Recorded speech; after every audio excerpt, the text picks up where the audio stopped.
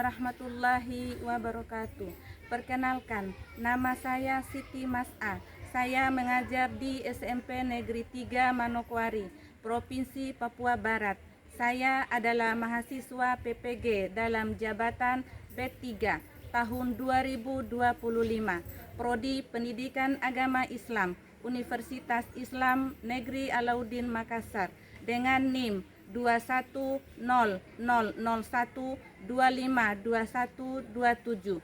Hari ini Rabu 8 Oktober 2025, saya akan melaksanakan praktik pembelajaran dalam rangka penilaian uji kinerja dengan menggunakan model pembelajaran Problem Based Learning di kelas 7 di SMP Negeri 3 Manokwari, Provinsi Papua Barat. Terima kasih dan selamat menyaksikan. Wassalamualaikum warahmatullahi wabarakatuh. Assalamualaikum warahmatullahi wabarakatuh. Waalaikumsalam warahmatullahi wabarakatuh. Apa kabarnya kalian hari ini? Baik. Baik, alhamdulillah semua sehat. Sehat. Sebelum kita memulai pelajaran kita di pagi hari ini, kita akan mengawali dengan doa. Ibu mohon Ananda Yusron untuk memimpin doa kita mulai belajar.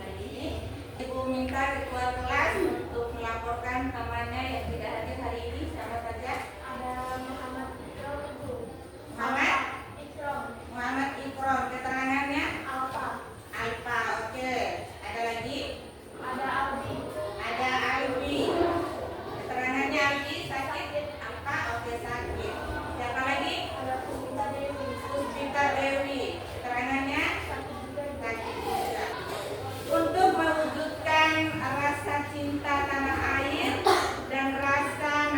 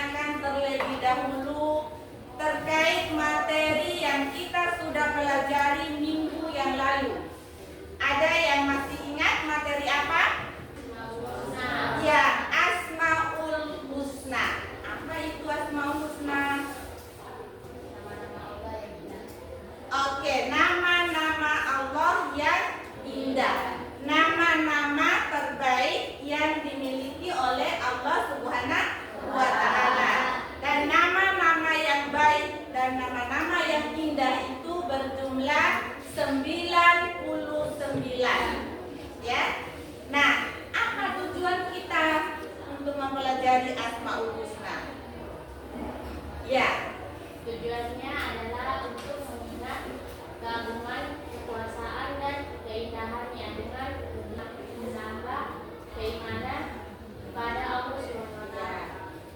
tujuannya agar kita mengingat keindahan ciptaannya, kemudian keagungannya Allah Subhanahu wa Ta'ala.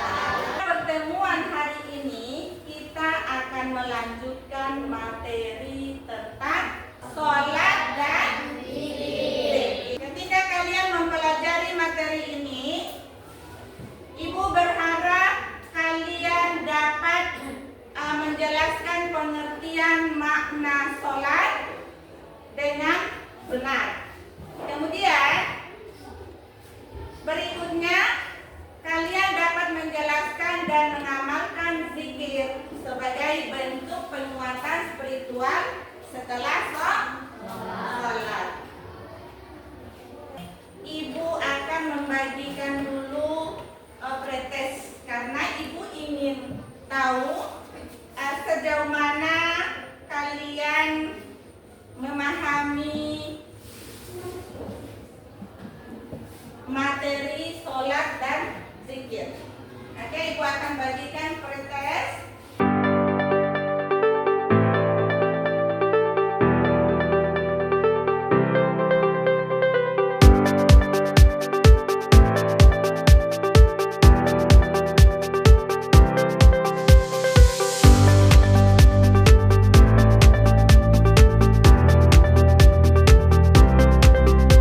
Oke, waktunya sudah selesai. Ibu akan kumpul kembali.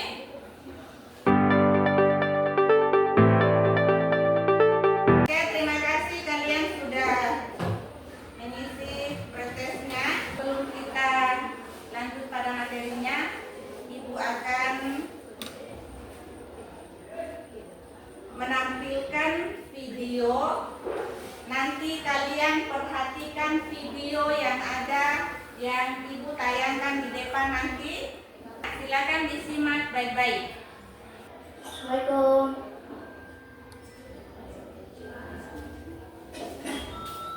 Astagfirullah. Pak, bangun. Udah sholat subuh belum?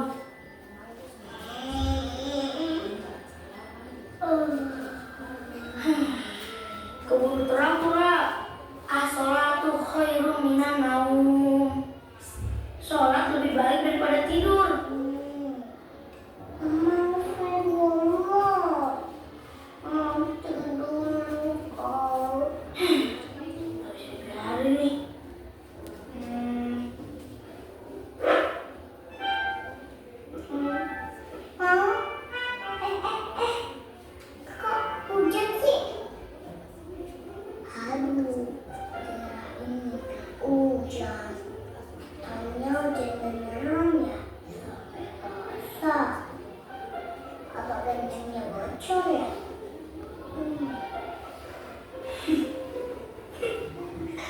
Alhamdulillah, anak-anak udah pada bangun.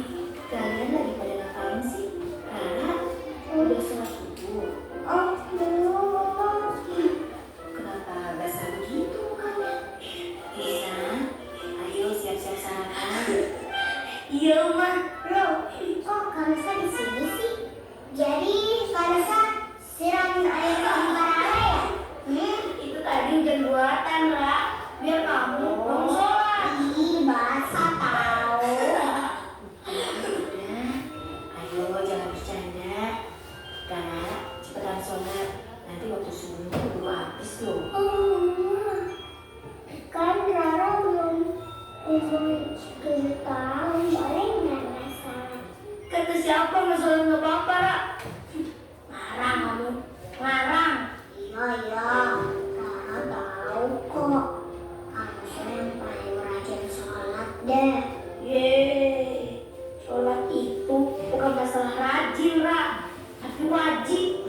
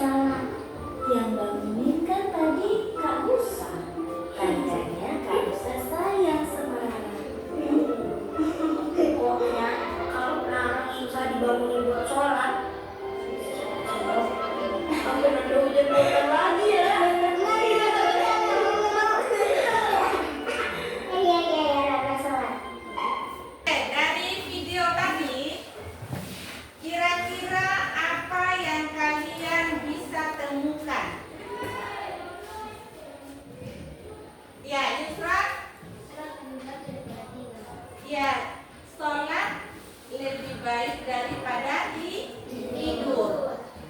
Ya, kemudian apa lagi yang bisa ditemukan?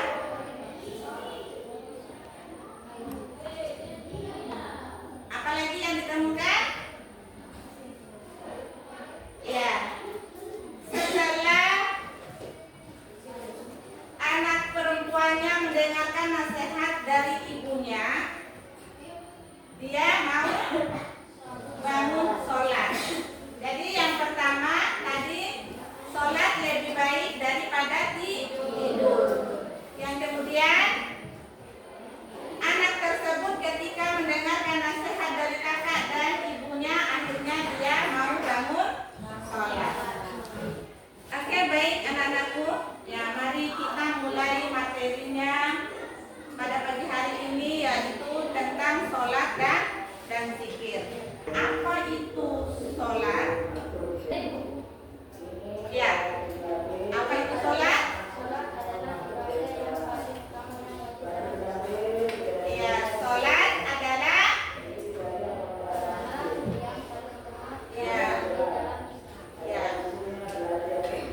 sholat itu merupakan rukun Islam atau rukun iman.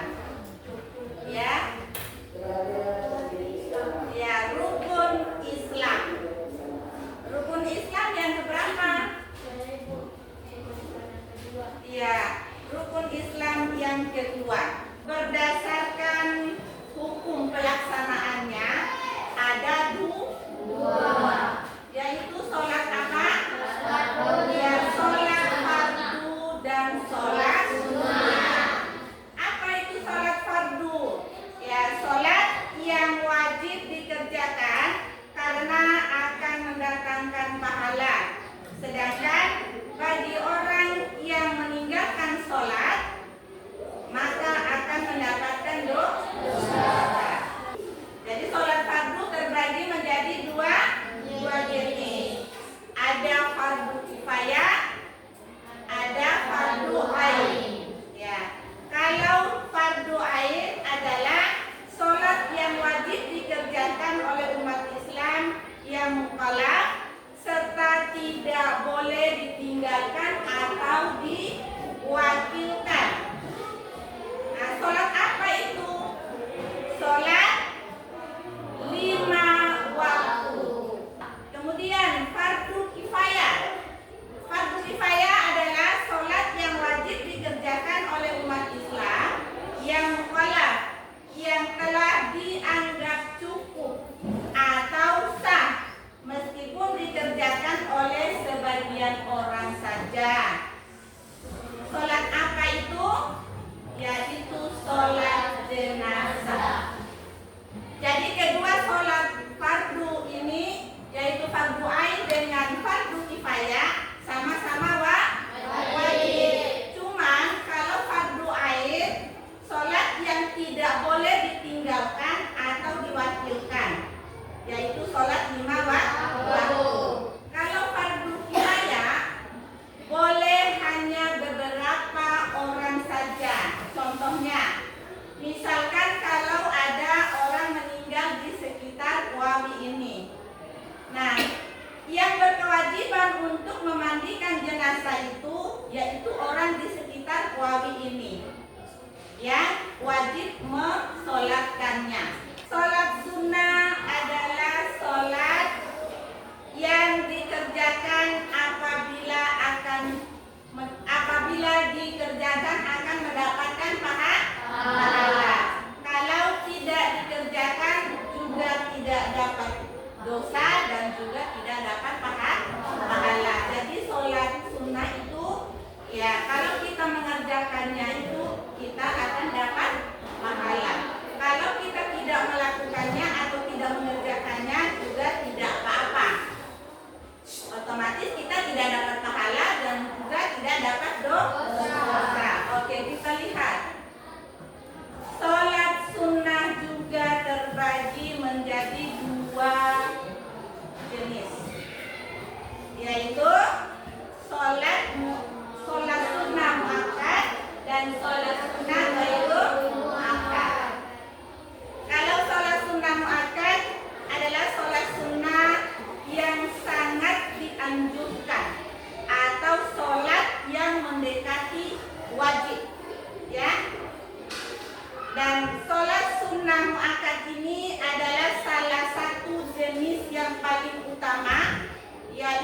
yang dikerjakan sebelum dan sesudah sholat fardu.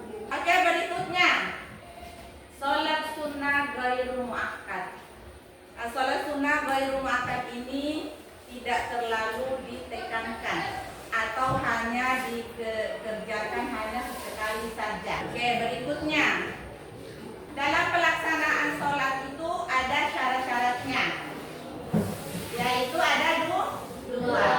Ada syarat wajib, ada syarat sahnya sholat.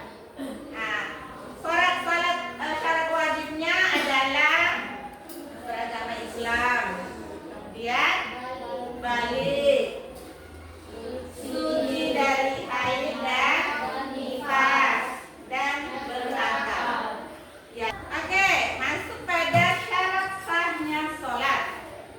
Ya, syarat sahnya sholat ini ya suci dari hadas, baik hadas kecil maupun hadas besar.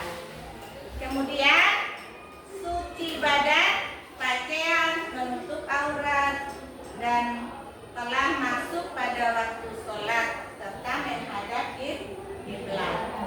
Oke, berikutnya. Ya, selain syarat-syarat sholat, ada juga rukun-rukun sholat. Ya, rukun sholat ini serangkaian gerakan dan juga bacaan yang harus dipenuhi dalam pelaksanaan sholat.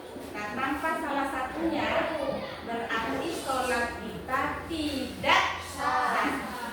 Kita masuk pada materi zikir. Zikir adalah mengingat dan memuji Allah Subhanahu wa Ta'ala. Zikir ini dapat melunakkan hati kita, kemudian mendekatkan kita kepada Allah Subhanahu wa Ta'ala, yaitu Allah Subhanahu wa Ta'ala. Bagaimana cara berzikirnya? Bisa zikir dengan hati, dalam hati saja bisa. Zikir dalam hati itu ya kita bertafakur dan merenungkan ciptaan Allah Subhanahu wa Ta'ala, sehingga timbullah dalam pikiran kita ini bahwa Allah adalah zat yang paling maha kuasa. Kemudian berikutnya bisa zikir dengan ucapan. Ya, zikir dengan ucapan artinya mengucapkan lafaz-lafaznya apa saja. Ya. Contohnya kalimat tahmid, kemudian kalimat tasbih, tahlil, takbir, dan membaca Al-Quran. Bacaan-bacaan ini ada nggak di dalam bacaan sholat? Ada. Ya. Kemudian zikir dengan perbuatan. Zikir dengan perbuatan yaitu perbuatan yang dilakukan senantiasa mencerminkan sikap mentaati perintah Allah dan menjauhi larangannya. Karena kalian sudah memahami materi tentang sholat dan zikir, Ibu akan membagikan LKPD-nya. Nah, dari LKPD ini ada sebuah masalah yang harus kalian pecahkan dalam berdiskusi. Ya, Ibu bagikan per kelompok, karena kalian sudah duduk per kelompok, maka Ibu akan langsung bagikan LKPD-nya. Di dalam sini ada sebuah masalah yang kalian harus pecahkan di kelompoknya masing-masing. Oke, Ibu bagikan. Ini kelompok 3. Ini kelompok 2. Ini kelompok 1. Dan ini kelompok 4. Silakan dipecahkan masalahnya.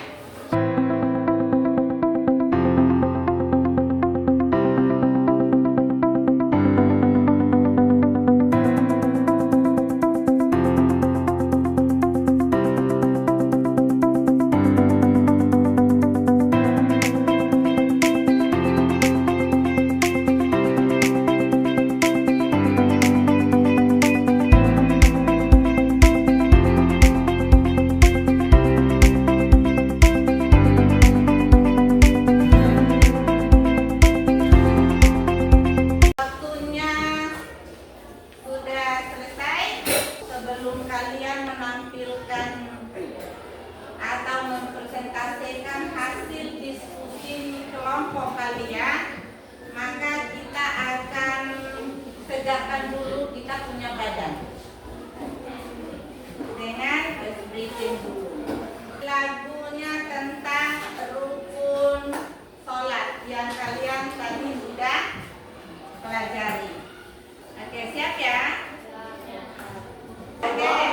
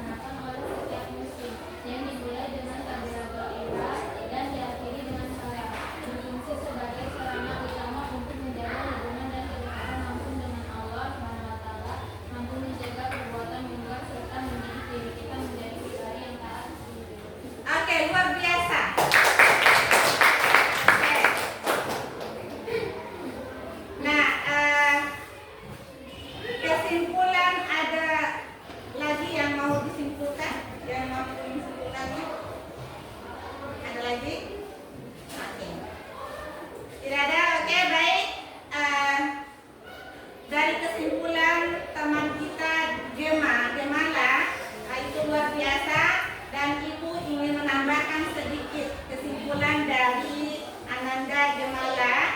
Ya, sholat dan zikir itu keduanya merupakan ibadah yang sangat penting, karena sholat termasuk salah satu contoh zikir kepada Allah Subhanahu wa Ta'ala.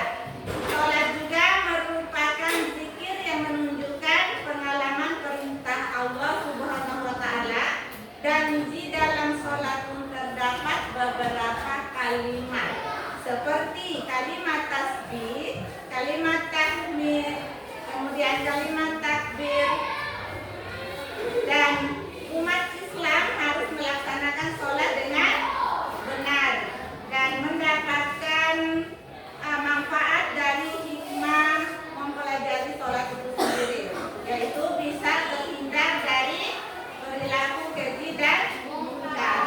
Selain itu juga kita harus melaksanakan dengan benar. Oke? Sekarang Ibu tanya,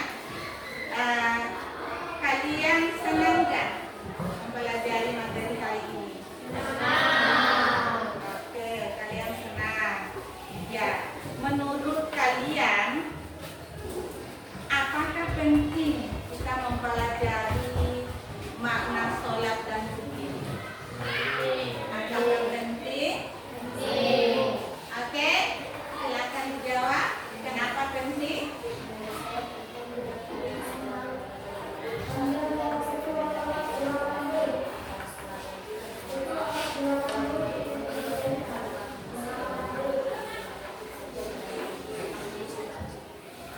Oke, luar biasa. Sekarang sholat dan zikir ini bisa tidak kita terapkan dalam kehidupan sehari-hari? Bisa. Oke?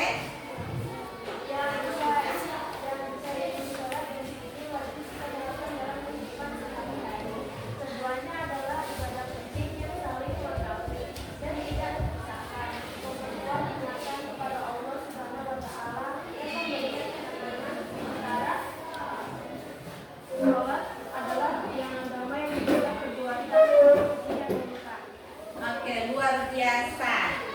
Ya. Nah, karena sekarang kalian sudah memahami materi yang kita sudah pelajari hari ini, dan sebagai hari ini ya Ibu ingin membagikan posternya, karena Ibu ingin mengetahui sejauh mana kalian sudah memahami materi yang kita pelajari